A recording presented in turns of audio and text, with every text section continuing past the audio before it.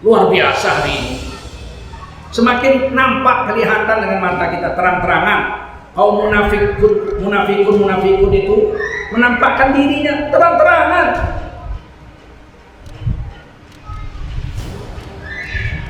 Pemilihan pemimpin, yang satu kafir, satu Islam, dia bela kafir.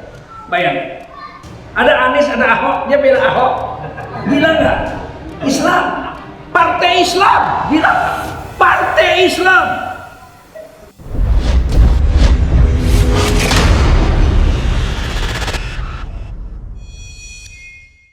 Assalamualaikum warahmatullahi wabarakatuh.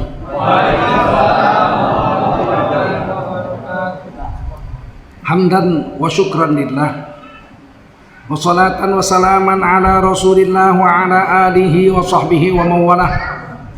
Allahumma salli ala nabiyyina Muhammadin wa ala alihi wa sahbihi ajma'in. Amma ba'du, qala Allah ta'ala fi kitabihil karim, a'udzu billahi minasy syaithanir rajim. Bismillahirrahmanirrahim. Alladzina amanu wa hajaru wa jahadu fi sabilillahi bi amwalihim wa anfusihim wajahadu fi sabilillahi bi amwalihim wa anfusihim a'zamu darajatan 'indallah wa ulaika humul faizun.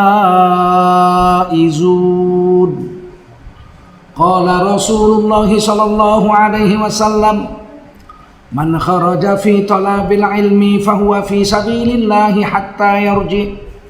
Baginda Rasul bersabda, siapa keluar untuk mendapatkan ilmu, orang itu adalah orang yang berjihad fi sabilillah sampai dia kembali ke tempatnya. Mudah-mudahan kita semua mendapatkan pahala jihad dari Allah SWT. Amin. Sadaqallahul azim wa sadaqa rasuluhun nabiyul karim. Wa nahnu ala dhalika minasy syahidin wasyakirin walhamdulillahi rabbil alamin.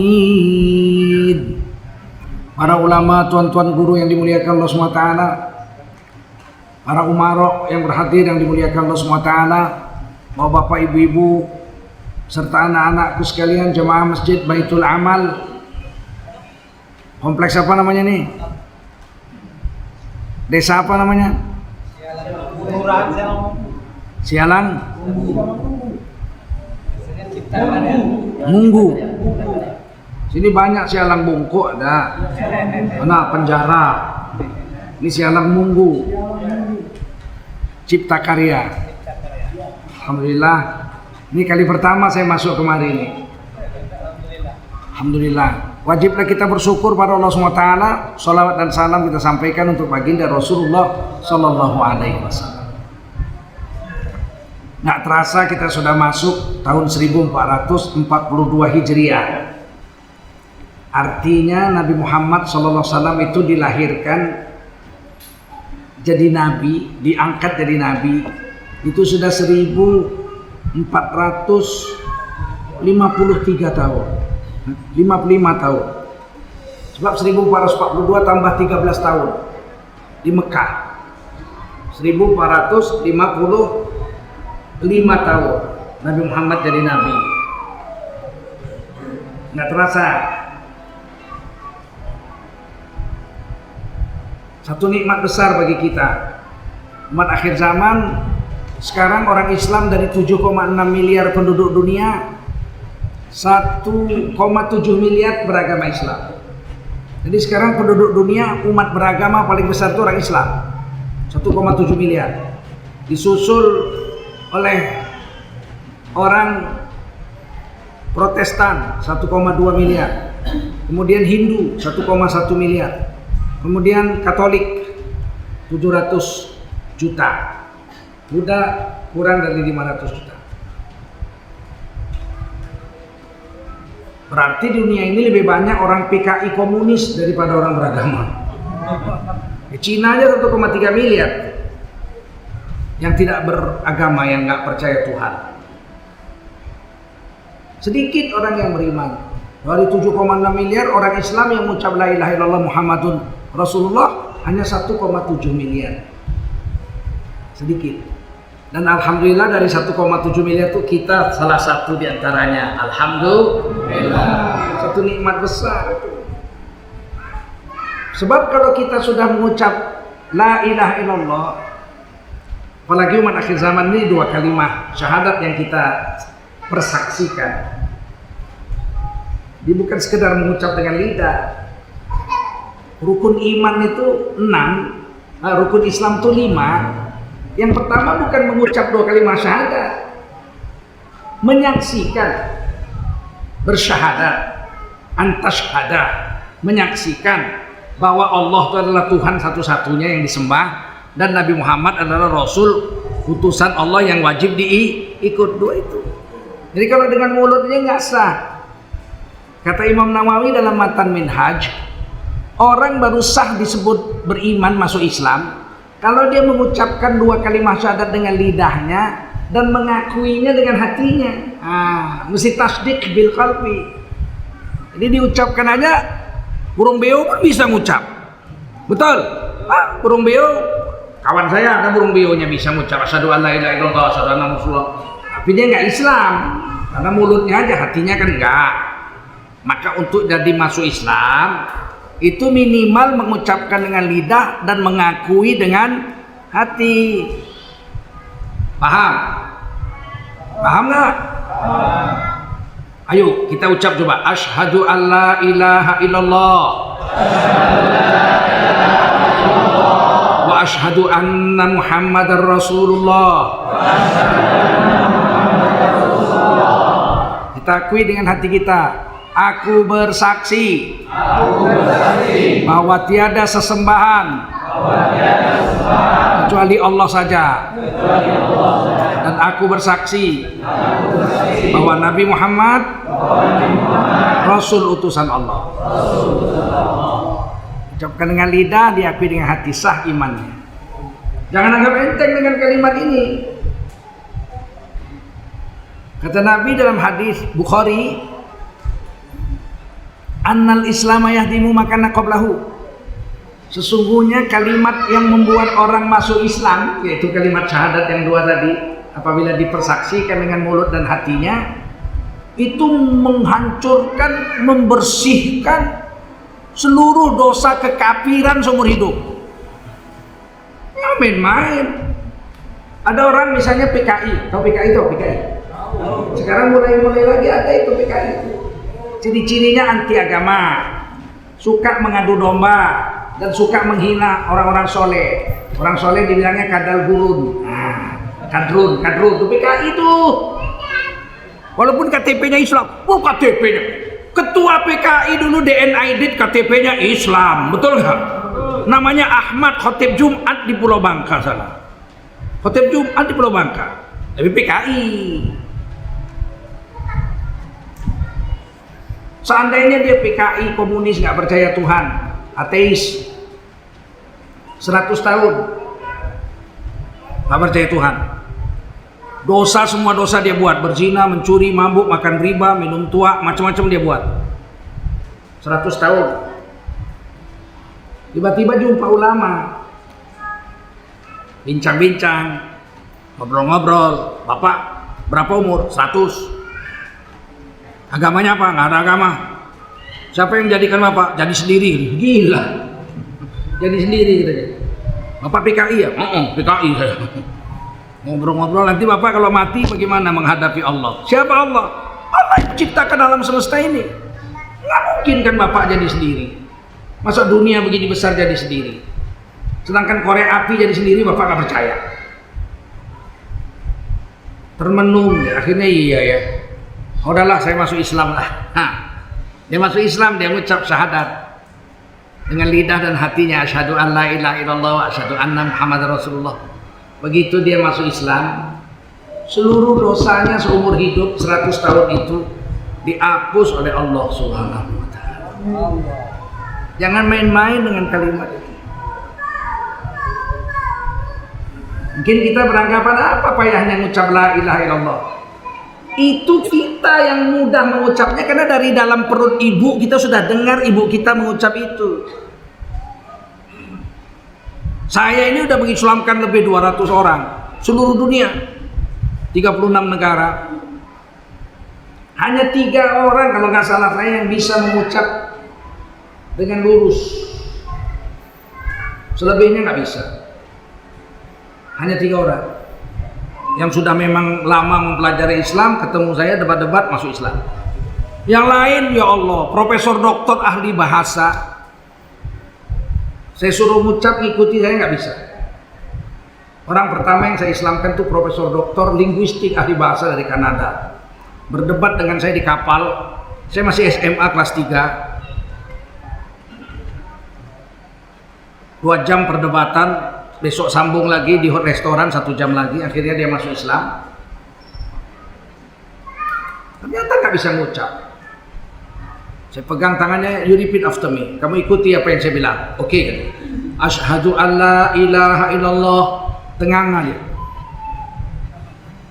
Repeat after me, ulangi, saya bilang asyhadu an la ilaha illallah. Akhirnya satu-satu, hadu Allah ilaha illallah bukan illallah ilalah. Ternyata nggak mudah mengucapkan kalimat ini. Kenapa kita mudah? Karena dari dalam perut ibu kita sudah mendengar ibu kita mengucapkan kalimat itu. Pak Ustadz, apa orang dalam perut bisa mendengar? Quran bilang bisa. Ahli kesehatan dunia baru tahu bahwa bayi bisa mendengar dalam perut ibu sekitar 25 sampai 27 tahun yang lalu. Belum sampai 30 tahun. Tapi Quran mengatakan bahwa bayi dalam perut bisa mendengar itu 1400 tahun lebih yang lalu. Rasulullah SAW dalam hadisnya mengatakan ditiup ruh ke dalam janin yang ada di perut ibu itu umur 4 bulan 120 hari. Begitu ditiup ruh kata Nabi langsung hidup. 120 hari bayi itu dalam perut ibu udah lengkap, udah ada kepala, udah ada tangan, udah ada kaki, udah ada kulit, daging, otot, urat, udah bentuk manusia. 120 hari. Sekarang sudah mudah bisa difoto, dimasukkan kamera perut ibu. Nabi bilang ini 1400 tahun lebih yang lalu. Bayi ditiupkan roh umur 120 hari dalam kandungan. Dan badannya sudah sempurna. Itu yang bilang Rasulullah. Dan itu dikuatkan juga, diakui oleh Quran yang bilang. Kita lihat di surah As-Sajdah. Tsumma sawwahu. Kemudian kami sempurnakan bentuk tubuhnya di dalam rahim ibunya. Wa nafakha fihi min ruhih. Dan setelah badannya sempurna yaitu 4 bulan kata Nabi, kami tiupkan ruh ke dalam tubuhnya itu. Ruh yang dibawa dari langit dari sisi Allah. Dalam hadis diceritakan dibawa dalam bejana terbuat dari nur. Ruh kita diambil dari alam arwah, alam roh, dibawa ke rahim ibu oleh malaikat. Kemudian Allah tiupkan langsung. Wa nafakha fihi min ruhihi. Maka kami Allah meniupkan langsung ruh dari sisi kami dari langit sana ke dalam rahim ibu, ke dalam janin yang ada di perutnya ibu itu. Begitu ditiup ruh, hidup. Yang mengatakan hidup Quran juga surah Al-Baqarah. Kaifa takfuruna billahi wa kuntum amwata. Kenapakah kamu kafir kepada Allah padahal sebelumnya kamu dalam keadaan mati? Mati loh. Mati belum ada roh kok, walaupun berkembang. Wa yakhruju min baini sulbi wat tara'ib. Terpancar bibit dari bapak kita, ketemu dengan bibit ibu kita. Namanya kalau bahasa Latinnya zigot. Yang belajar biologi tentu tahu zigot. Pertemuan sperma dengan ovum namanya zigot. lengket di dinding rahim. Quran mengatakan zigot itu anakoh, anak itu sesuatu yang lengket macam lintah, yang diterjemahkan keliru oleh orang Indonesia. Di dalam Quran terjemahan kita disebut khalaqal insana min alaq. Allah telah menjadikan manusia dari segumpal darah. Alaq diartikan segumpal darah. Enggak benar, salah. Darah bahasa Arabnya dam. Apa? Dam. Kalau kita naik haji tamattu, kita wajib potong kambing, bayar. Dam itu darah bahasa Arabnya. Hurrimat alaikumul mayyitatu waddamu walahmul khinzir. Diharamkan atasmu makan bangkai, makan darah, dam, dan makan daging babi. Tidak ada manusia diciptakan dari darah. Mana ada dari darah. Muncrat dari tulang sulbi bapakmu, wa yakhruju min bainis sulbi wattaraib, dan muncrat dari rahim ibumu. Nggak ada darah. Pernah bapak kita memuncratkan darah? Pernah? Kutanya dulu, pernah? Di dalam Quran yang dimuncratkan bapak kita itu namanya mani. Apa namanya? Min mani yumna. Terpancarlah mani dari rahim, dari tulang sulbi bapakmu, bukan darah. Oh, manusia dari darah. Oh, kita banyak keliru orang Indonesia. Mestinya kita berasal dari alaqah, sesuatu yang lengket seperti lintah, yang berasal dari tulang sulbi bapak kita, sperma, mani, dengan ovum daripada ibu kita. Begitu lengket di dinding rahim, disebut Allah fi qararin makin, dalam dinding rahim yang sangat kokoh. Apa namanya? Alaqah. Khalaqal insana min alaq. Belum ada rohnya, berkembang dia, tup, nggak ada rohnya, membesar terus sampai 120 hari. Ditiup ruh, fa'ahyakum, maka begitu ditiup ruh kamu hidup. Summa yumitukum, lama setelah kamu hidup dimatikan kamu, lama dalam kubur. Nabi Adam sudah lebih 10.000 tahun masih dalam kubur. Summa yuhyikum, lama setelah itu nanti kamu dihidupkan di padang mahsyar. Berapa lama? Wow, lama. Kalau pakai summa itu artinya lama. Kemudian lama. Di padang mahsyar setiap orang diputar filmnya. Iqra kitabak, baca catatan amalmu. Putar. Kalau akil balik umur 15, mati umur 60, berarti dia harus nonton film perbuatannya 45 tahun. Betul? Lihat tuh kamu akil balik. Besoknya tuh kamu mencuri telur, tuh ngintip bini orang mandi, nampak semua. Kalau rata-rata satu orang 45 tahun, orang Islam sekarang 1,7 miliar. Di padang mahsyar itu kita suruh lihat film kita masing-masing. 1,7 miliar kali 45 tahun, berapa lama kita di padang mahsyar? Summa ilaihi turja'un. Lama. Setelah di padang mahsyar baru kau dipulangkan kepada Allah, apa masuk surga atau masuk neraka. Begitu ditiup roh, hidup. Nah, kembali ke surah As-Sajdah. Tsumma sawwahu, kemudian kami sempurnakan jasadnya di dalam rahim ibunya, masih pakai nya. Wa nafakha fihi min ruhi, dan kami tiupkan ruh ke dalam rahim ibu itu, masuk ke dalam jasadnya. Kemudian dia hidup, betul nggak? Begitu hidup apa? Wa ja'ala lakum as-sam'a wal absara wal afidah. Setelah kamu ditiupkan ruh, kamu hidup, Allah jadikan kamu bisa mendengar di dalam rahim ibumu, dan bisa melihat di dalam rahim ibumu, dan bisa merasakan apa yang dirasakan ibumu. Qalilan ma tashkurun, tapi sedikit di antara kamu yang pandai bersyukur kepada Allah. Jadi Islam mengatakan bayi sudah bisa mendengar dalam perut. Domirnya berubah. Kalau orang Indonesia bilang objeknya berubah. Bahasa Arabnya domirnya. Coba lihat. Tsumma sawwahu. Kemudian kami sempurnakan bentuk tubuhnya di dalam rahim ibunya. Kemudian kami tiupkan ruh kepadanya. Udah ditiup ruh kan hidup. Dan kemudian kami jadikan kamu. Loh kok jadi kamu? Tapi nya kok jadi kamu? Wa ja'ala lakum, kemudian kami jadikan kamu as-sam'a, bisa mendengar, awal absor, bisa melihat, wal af'idah, bisa merasakan perasaan ibumu. Loh kok jadi kamu?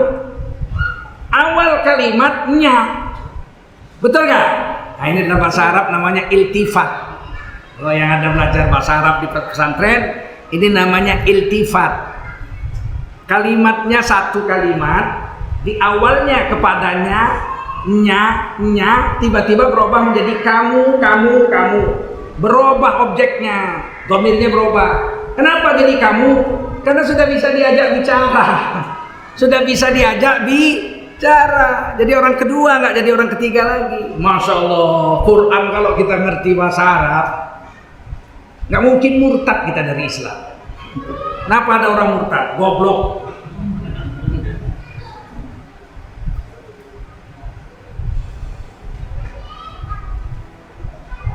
Sekarang zaman modern. Saya dikirimin video beberapa bulan yang lalu sama kawan saya dari Amerika. Dimasukkan kamera ke dalam perut ibu, anaknya kembar, berantem dalam perut. Anak dalam perut bertumbuh. Macam mana udah lahir bunuh-bunuhan. Astagfirullahaladzim.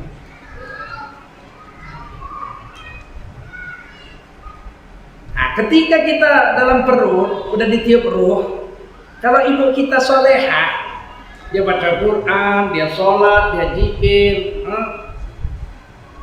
itu kita dengar. Kita merasakan, punya fuad, punya perasaan kita. Sehingga gak usah heran. Imam Syafi'i rahimahullah ta'ala umur 7 tahun hafal Quran 30 juz. Orang dari dalam perut ibunya udah didengarnya. Saya pikir yang bisa hafal 30 juz Quran cuma Imam Syafi'i umur 7 tahun. Ternyata beberapa tahun yang lalu orang Indonesia, Musa dari Bangka Belitung, anak Melayu, hafal Quran 30 juz umur 7 tahun. Cucu murid saya Hasan Basri umur 7 tahun lebih sedikit hafal Quran 30 juz. Sekarang baru lagi muncul rekor baru. Anak umur 4 tahun udah hafal Quran. Allah. Kok bisa? Karena ibunya memperdengarkan kepada anak itu sejak dalam perut, dan dia diberi pendengaran, diberi penglihatan, dan diberi perasaan oleh Allah di dalam rahim ibunya. Ini surah As-Sajdah ini. Makanya kita mudah mengucap la ilaha illallah. Semua mengucap la ilaha illallah. Mudah. Coba suruh orang lain. Saya pernah ke Thailand tahun berapa ya? 80-an ya. Ke Bangkok. Lapar, saya turun dari hotel, saya cari ada restoran. Tulis restoran Islam, restoran ada 5-6 biji itu sebelah-sebelahan. Restoran Islam. Saya pun masuk ke restoran yang pertama lah. Bilang, Muslim? Dia bilang, Muslim. Saya bilang, la ilaha illallah. La ilaha illallah. Penipu kau. Saya pindah sebelahnya. Begitu pindah yang kedua, yang jualan pakai peci putih. Begitu saya masuk, dia mengucapkan Assalamualaikum. Dia dulu. Saya bilang Waalaikumsalam warahmatullahi wabarakatuh. Islam? Langsung dia bilang Asyhadu an la ilaha illallah wa asyhadu anna Muhammadar Rasulullah. Saya bilang sebelah, tidak Islam. Iya, itu penipu. Suruh ucap la ilaha illallah, la ilaha illallah. Nggak mudah, Pak. Nggak mudah. Makanya jangan anggap enteng dengan kalimat ini. Kalimat la ilaha illallah jika ditimbang dengan seluruh alam semesta, di sisi Allah lebih berat la ilaha illallah dari seluruh alam semesta. Seluruh alam semesta ini ditiup sangkakala oleh malaikat Israfil, hancur, hilang, musnah tanpa bekas. Matahari, bulan, bintang semua hancur, lebur tanpa bekas. Tapi la ilaha illallah yang kita ucap ini menyebabkan kita di hari kiamat punya hak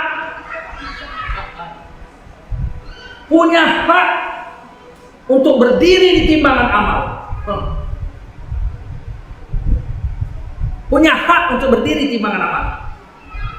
Kalau nggak mengucapkan la ilaha illallah Muhammad Rasulullah di akhir zaman ini, tidak punya hak berdiri di timbang amal. Begitu hari kiamat langsung digiring masuk neraka. Wasiqal ladzina kafaru ila jahannam zumaro. Allah giring orang kafir serombongan masuk neraka tanpa diperiksa-periksa. 12 pas masuk neraka nggak pakai kiper. Siapa yang bilang? Allah bilang. Surah Az-Zumar. Datang orang sekarang, jangan mudah mengkafir-kafirkan orang. Kepala tuh kau.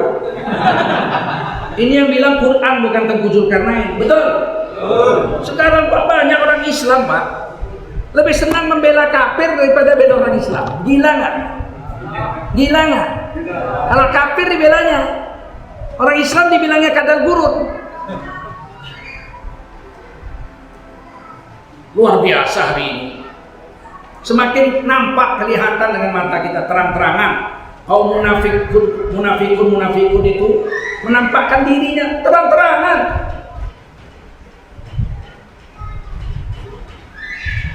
Pemilihan pemimpin yang satu kafir satu Islam, dia bela kafir. Bayangin. Ada Anies, ada Ahok, dia bela Ahok. Gila nggak? Islam, partai Islam, gila nggak? Partai Islam. Gambar Ka'bah. Namanya Ahok.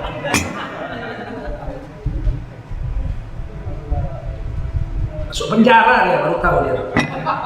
Di dunia baru masuk penjara, di akhirat lebih parah, ya kan? Jangan merasa masuk surga. Yang bilang orang kafir masuk neraka nggak diperiksa-periksa itu Allah. Betul? Betul nggak? Ayat lain ada. Surah Al-Baqarah, hafal kita semua. Fattaqun naral lati waquduhan nas wal hijarah uiddat lil kafirin. Semua uiddat lil kafirin. Jelas takutlah kamu kepada neraka yang bahan bakarnya adalah manusia dan batu, yang dijanjikan Allah khusus untuk orang-orang yang kafir. Orang-orang yang kafir, yang kuat, yang kafir.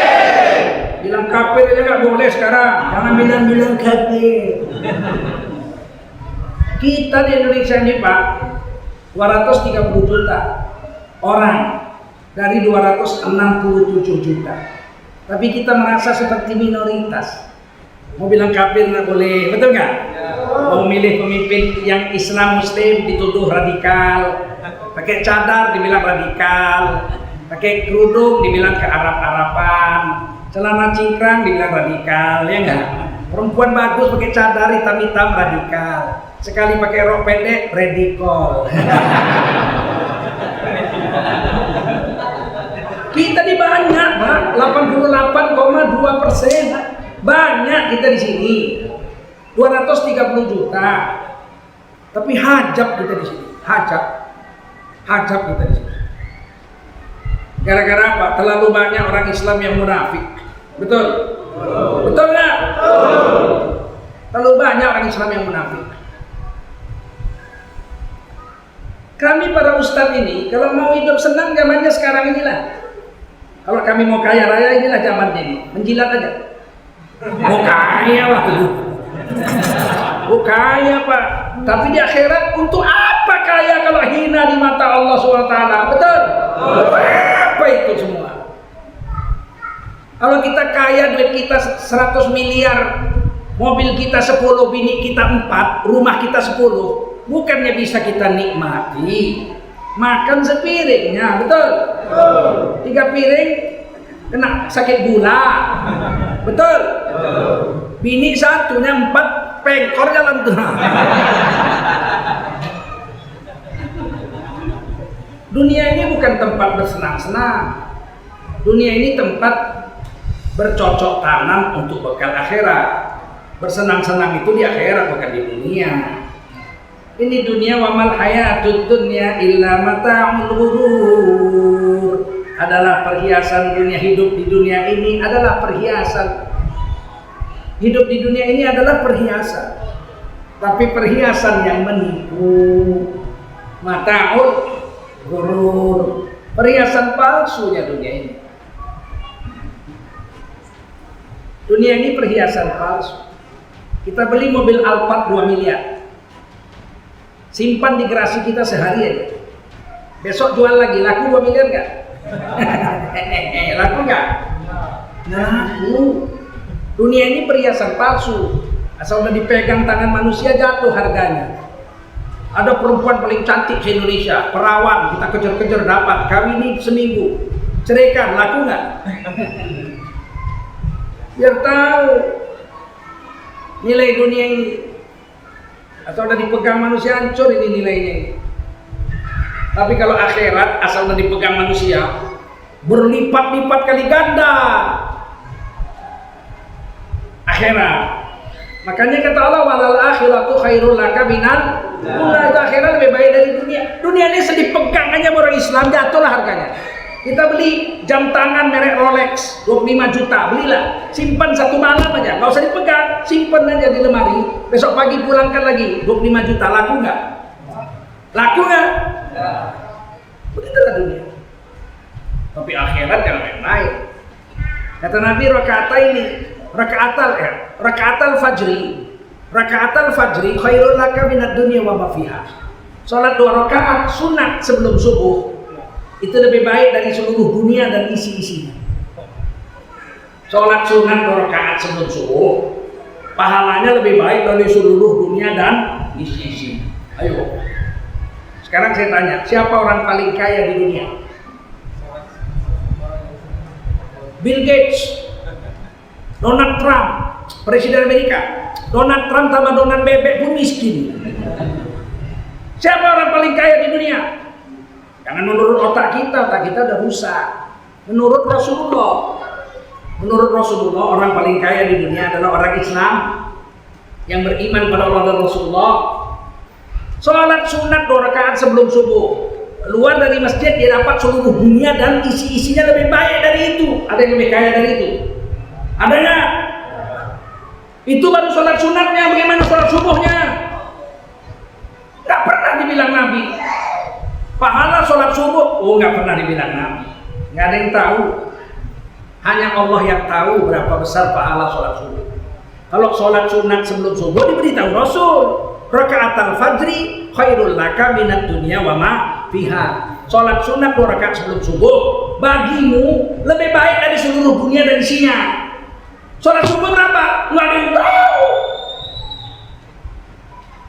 Hanya Allah yang tahu. Puasa aja nggak diberitahu Allah. Puasa sunat diberitahu kalau puasa sunat. Puasa sunat 1 hari di bulan Dzulhijjah sama dengan sebulan puasa di bulan lain, diberitahu sunat. Puasa wajib, sehari puasa wajib berapa pahalanya? Nggak ada yang tahu. Kata Nabi, andai kata kau sengaja meninggalkan puasa wajib sehari Ramadan, 60 tahun kau ganti nggak terganti. 60 tahun kita puasa tiap hari, nutupi 1 hari Ramadan nggak terganti. Dan itu dibilang dalam hadis sahih, Allah berfirman, as-shaumu li wa ana ajzibi. Puasa itu untukku, kata Allah. Aku langsung yang bayar. Malaikat pun tak tahu. Malaikat cuma catat aja, terkhusus kalian puasa 30 hari bulan Ramadan tahun ini. Pahalanya Allah langsung yang bayar. Kalau pahala wajib tak ada yang tahu kecuali Allah. Kalau sunat diberitahu. Sekarang saya tanya, siapa orang paling kaya di dunia kata Rasulullah? Orang Islam yang sholat 2 rakaat sunat sebelum subuh. Karena dia ke masjid sholat sunat sebelum subuh, dia dapat lebih baik dari seluruh dunia dan isinya. Begitu keluar dari masjid dia sudah sholat subuh, berapa dikasih Allah? Sholat subuh berapa kali dunia? Tapi nggak nampak. Kalau nampak mau disimpan di mana? Begitu keluar dari masjid tunggu malaikat situ. Tadi sholat sunat, ya nih lebih besar dari dunia dan isinya, pikul. Mana pikulnya? Simpan di gerasimu begitu. Lebih baik dari dunia dan isinya, mau diletakkan di mana? Nggak ada tempat yang mampu menampung pahala berbuat amal soleh. Makanya ditampungnya di langit, dibawa sama malaikat. Habis subuh, habis asar, habis subuh, habis asar. Malaikat yang datang habis subuh berangkat habis asar. Yang datang habis asar mencatat amal kita berangkat habis subuh. Habis subuh dan habis asar nggak ada sholat sunat, khusus disuruh zikir karena malaikat aplus. Dan kalau mingguan yang datang Senin berangkat Kemis, yang datang Kemis berangkat Senin itu radul amal yaumal itsnin wal khamis ya, itu amal dilaporkan hari Senin dan hari Kamis. Kalau harian habis subuh habis asar disimpan dalam kotak amal. Untuk saya ada satu kotak amal khusus, datang malaikat tiap hari ngantar situ. Kalau saya orang baik, banyak amal soleh, banyaklah amal soleh disimpan di kotak itu. Begitu saya mati, kotak itu dikunci. Malaikat menguncinya, kotak itu bicara. Kenapa saya dikunci? Karena Tengku Zulkarnain yang mengisi amal ke dalam kotakmu ini, kamu ini, mati hari ini. Kunci. Nanti dibuka hari kiamat, catatan diberikan pada kita. Iqra, kita baca catatan Allah. Maka menangislah kotak amal itu kalau kita orang baik. Ya Allah, seumur hidup dia mengisi saya dengan amal-amal soleh. Dia memuliakan saya dengan amal-amal soleh. Ampunilah dosanya. Jadi menangis tempat amal kita di langit. Dalam kitab Tanbihul Ghafilin, Abu Laith Samarqandi menuliskan ada 2 tempat menangis kalau orang soleh mati. Satu di bumi, satu di langit. Yang di langit kotak amalnya menangis, memohonkan ampun untuk dosa-dosanya. Yang di bumi tempat dia beramal soleh. Makanya makruh sholat di masjid tempatnya nggak pindah-pindah, makruh. Benci Allah. Aku selama masjid Baitul Amal berdiri 30 tahun, tiang itu tempat aku sholat 5 waktu. Sampai kampung ini tahu tuh namanya tiang Tengku Zulkarnain. Nggak ada yang berani di tiang itu kecuali aku. Pikirnya hebat. Benci Allah, makruh. Sholat itu sebaik-baiknya di belakang imam orang alim. 1, 2, 3, 4. Habis itu kita lah sok pertama ini kita rebutan. Makin ke belakang makin sedikit pahalanya. Makin ke belakang makin lambat dapat rahmatnya. Khairus shofli rijal awwalullah. Shof terbaik dalam sholat bagi laki-laki paling depan. Wasyarruha akhiruha. Yang paling sedikit, paling lambat dapat rahmat yang paling belakang.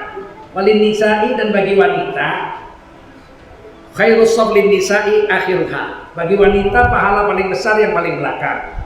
Shof paling belakang, barisan paling belakang. Wasyarruha awwaluha. Dan bagi wanita barisan yang paling sedikit amalnya, pahalanya, sholat adalah yang paling depan. Kalau laki-laki paling depan, paling besar, makin ke belakang makin kecil. Nah, setelah selesai sholat wajib, sunat pindah-pindah. Pindah-pindah. Itu bukan bid'ah itu. Pindah-pindah sholat supaya kalau kita mati banyak tempat yang menangisi kita. Banyak tempat yang menangisi kita. Paham? Rasulullah kalau ke masjid lewat jalan sana, pulang lewat jalan sana, supaya banyak tempat yang menangisi. Sampai sini paham?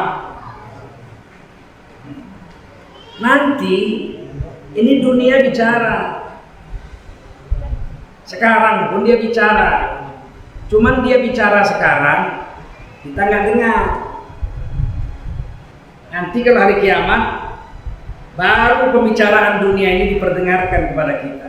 Yauma idzin tuhadditsu akhbaraha bi anna rabbaka awhalaha.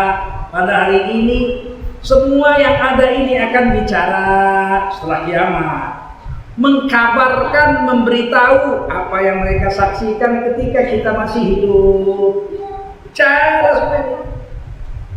Ini lampu ini, langit-langit ini, tiang ini, lantai ini, mimbar ini, bicara semua ini nanti.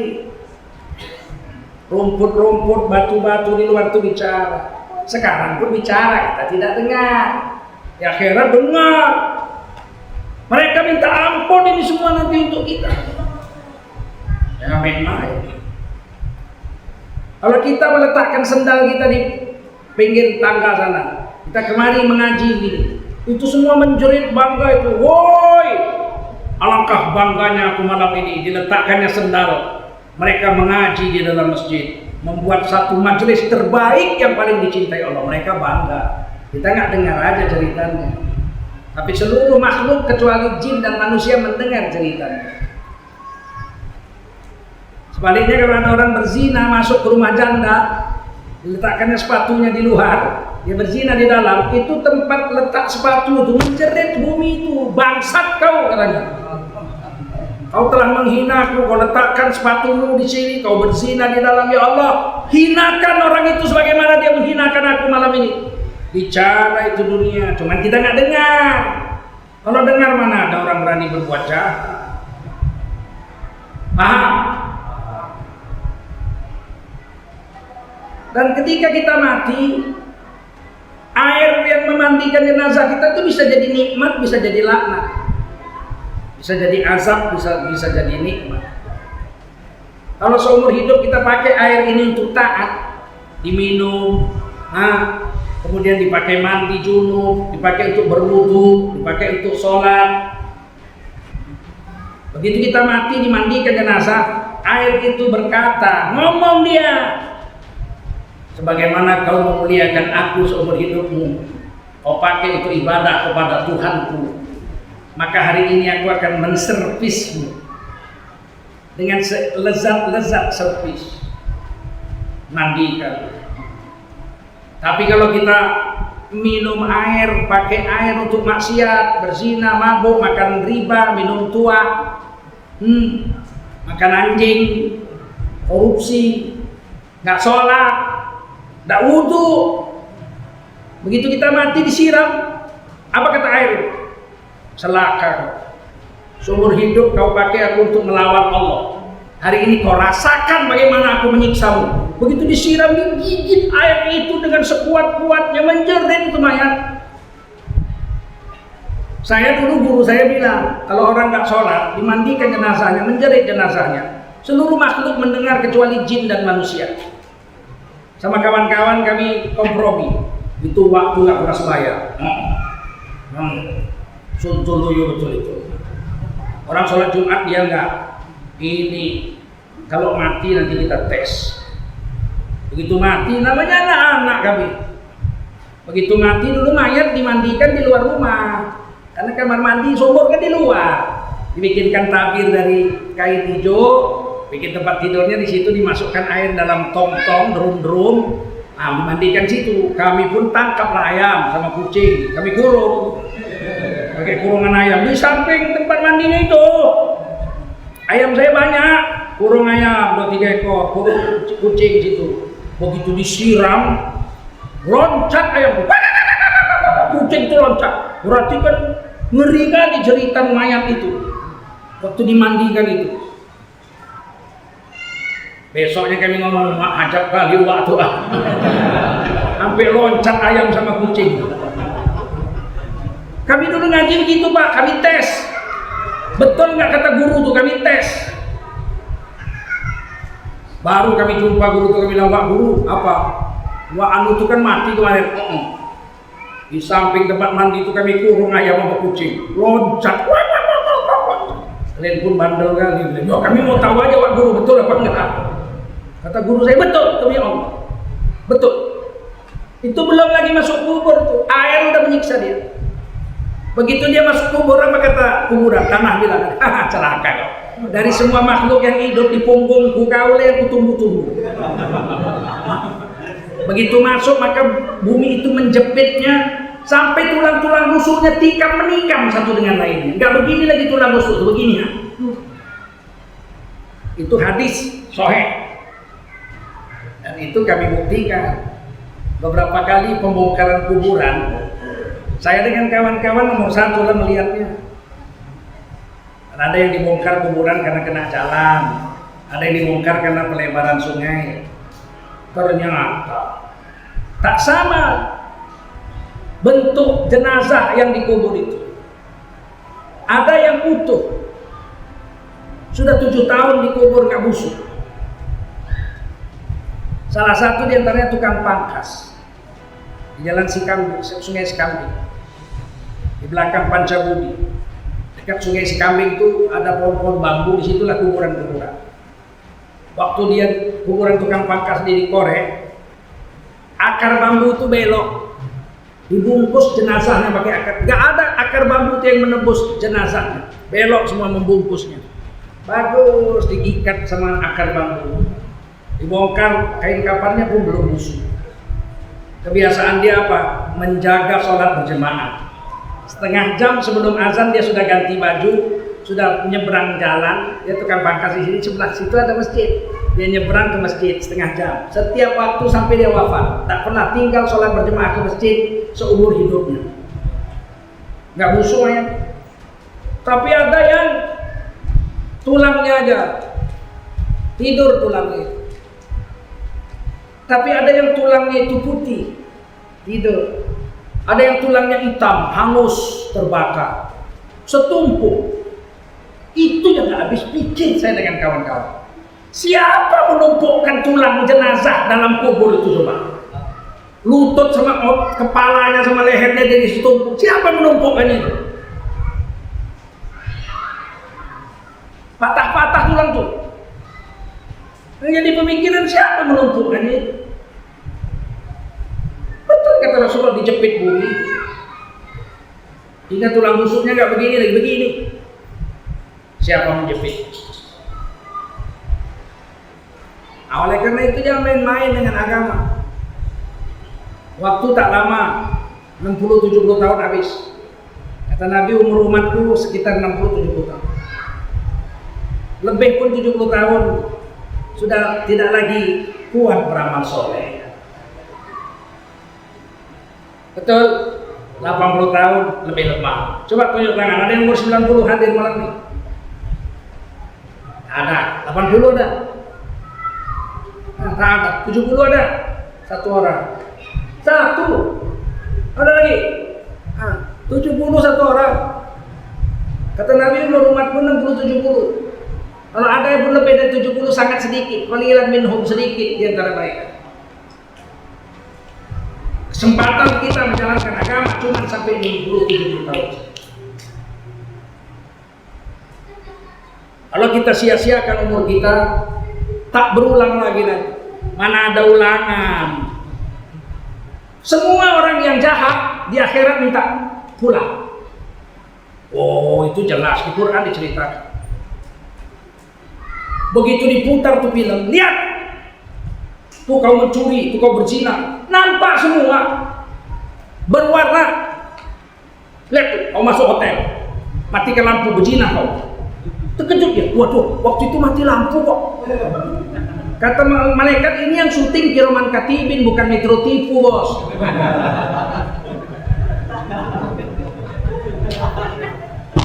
Yang mencatat perbuatanmu itu malaikat kiraman katibin, bukan KPU. Nampak. Begitu nampak dosa tertuduh lah. Manulah. Situ bapak kita, mak kita, ibu kita, kakek kita, nenek kita, Rasulullah situ semua. Guru ngaji kita, istri kita, anak kita, cucu kita situ semua. Lihat. Malulah. Begitu lihat adegan umat di hotel tuh, bini kita bilang, begitu kerja kau ya. Dulu kalau hilang kau malam nggak pulang, kau bilang turne, rupanya turu kono turu kene kau. Ketahuan. Bapak ibu kita lihat, Allah nak begininya kerja kau nak. Ada Rasulullah situ, begini kerja kau ya kata Rasul. Pada saat itu semua orang menundukkan wajahnya yang berdosa. Walau taro idil mujrimuna nakisu ru'usihim inda rabbihim. Kalau kau lihat wajah orang-orang penuh dosa di hari kiamat, mereka akan menundukkan kepalanya setunduk-tunduknya sampai macam keong. Jalan pakai mukanya, nggak berani akan muka, malu ada Allah, ada Nabi, ada semua orang situ. Rabbana absarna, wahai Tuhan kami, semua sudah kami lihat. Wasami'na, sudah kami dengar nasihat para ulama. Farji'na, detik ini juga pulangkan kami ke dunia. Na'mal salihah, kami akan beramal soleh, kami tutupi semua dosa-dosa kami itu. Inna muqinun, hari ini kami sudah yakin ya Allah. Mana ada, kata malaikat, dunia sudah kiamat, ditiup sangkakala, dunia sudah musnah tanpa bekas. Kau mau pulang kemana? Nggak ada pulang lagi, kau hadapilah timbangan amal. Fa'amma man thaqulat mawazinuhu fahuwa fi 'ishatir radiyah. Hasil timbangan amal lebih banyak baiknya dari jahatnya, lebih banyak pahalanya dari dosanya. Setelah ditimbang dia masuk surga. Wa amma man khaffat mawazinuhu fa ummuhu hawiyah wa ma adraka ma hiya narun hamiyah. Kalau ditimbang amal ternyata lebih banyak dosanya dari baiknya, meskipun beriman, meskipun mengakui Allah Tuhannya, Nabi Muhammad nabinya, tapi lebih banyak dosanya. Apa boleh buat? Beriman pun kau masuk neraka juga kata Allah, walaupun tidak selama-lamanya. Wa yukhriju minan nar man qala la ilaha illallah wa kana minal khairi fi qalbihi mithqala dzarrah. Akan dikeluarkan dari neraka orang-orang yang mengucap la ilaha illallah padahal kebaikan di hatinya hanya sebesar biji sawi saja. Keluar juga, tapi hajab juga lagi dalam sana ya. Sejuta tahun aja apa nggak hajab? Memang diampuni terakhir, dikasih syafaat sama Nabi, masuk surga, tapi ditulis di keningnya al jahannamiyun, mantan penduduk jahanam. Kemana kita? Kemana aja nampak? Tengok kau umat mantannya. Nggak mau kita. Allah pun nggak mau. Allah nggak mau kita seperti itu. Nggak mau Allah. Allah mau orang beriman ini semuanya masuk surga tanpa diperiksa. Oleh karena itulah disuruh kita menjadi orang yang bertakwa, beriman dan bertakwa, mengerjakan perintah Allah, tinggalkan larangannya sekuat tenaga yang bisa. Kalau kita mati orang bertakwa, mati dalam keadaan bertakwa, kita masuk surga nggak diperiksa. Kenapa? Karena surga memang diciptakan untuk orang bertakwa. Wasari'u ila maghfiratin min rabbikum wa jannatin 'arduha as-samawati wal ardh u'iddat lil muttaqin. Rebutlah tempat pertama untuk mendapatkan ampunan dari Tuhanmu dari dosamu, dan rebutlah tempat pertama untuk mendapatkan surga yang seluas seluruh langit ditambah seluruh bumi. U'iddat lil muttaqin. Sayangnya surga itu dijanjikan Allah untuk orang yang bertakwa. Maka kita mati-matian di dunia ini. Selain beramal sendiri, kita diberi satu lowongan lagi, beramal kongsi. Beramal wa ta'awanu 'alal birri wat taqwa. Tolong-menolonglah kamu dalam berbuat kebaikan dan ketakwaan. Ini lowongan yang bisa lama. Kalau kita sholat 70 tahun mati, betul? Kalau kita zikir 70 tahun mati, berhentilah sholat kita, berhentilah zikir kita, berhentilah puasa kita kalau mati, betul? Tapi kalau keroyokan, kita mati, pahalanya jalan terus. Contohnya apa? Contohnya kita bangun masjid. Ini masjid Baitul Amal dibangun. kita nyumbang 1.000.000, langsung ditulis di catatan amal kita kali 700 juta pahala. Itu pasti Pak, nggak usah lagi ragu-ragu itu. Ada yang bilang, dari mana kau tahu berpahala? Kalau berpahala, kalau enggak, ini PKI ini ngomong. Kalau kita beramal soleh dapat pahala, betul? Yang bilang siapa? Allah. Kalau beramal soleh dengan tenaga, pahalanya 10 kali lipat. Man jaa'a bil hasanati falahu asyru amsalihha. Siapa berbuat satu kebaikan, dibayar Allah pahalanya 10 kali lipat. Pakai tenaga. Tapi kalau pakai harta, dibayar Allah 700 kali lipat. Yang bilang Quran, mathalul ladzina yunfiquna fi sabilillahi kamathali habbah ambatat sab'a sanabil fi kulli sumbulatin mi'atu habbah. Siapa membelanjakan hartanya satu di jalan Allah, seperti menanam satu biji di dalam tanah. Dari biji satu yang ditanamnya itu tumbuh 7 tangkai. Tiap-tiap tangkai berbuah 100. 7 Wallahu yudha'ifu liman yasha. Allah bayar berapa banyak, terserah Allah kepada siapa Allah mau. Kalau pakai harta 700, yang bilang Quran surah Al-Baqarah 261. Kalau pakai tenaga 10 kali lipat. Yang bilang Quran juga surah Al-An'am, Bismillahirrahmanirrahim, 190 pahalanya itu. Alif Lam Mim 30 pahalanya itu. Nun 10 pahalanya. Yang bilang Quran. Hadis Nabi juga. Man qara'a harfan min kitabillah fahuwa bihil hasanah wal hasanatu bi asyri amsalihha. Siapa membaca Quran 1 huruf, dia dibayar 1 hasanah. 1 hasanah diberi pahala 10 pahala. La aqulu alif lam mim harfun. Aku Rasulullah tidak mengatakan alif lam mim 1 huruf, walakin alif harfun wa lam harfun wa mim harfun. Akan tetapi alif sehuruf 10 pahala, lam sehuruf 10 pahala, mim sehuruf dibayar 10 pahala. Paham? Paham? Kita sedekah untuk masjid ini 1 juta, langsung ditulis di catatan amal kita. Bersedekah 700 juta, 700 kali lipat, masuk catatan amal. Mati, selesai. Sudah dimasukkan 700 juta sedekah. Tapi masjid ini dipakai sholat. 1 hari yang sholat 100 orang. Setiap hari 100 orang, 5 kali sholat 500. Si mati ini di hari kiamat suruh baca amalnya. Nih catatan amalmu, buka dilihatnya. Ya Allah, saya mati umur 70. Betul, kata malaikat.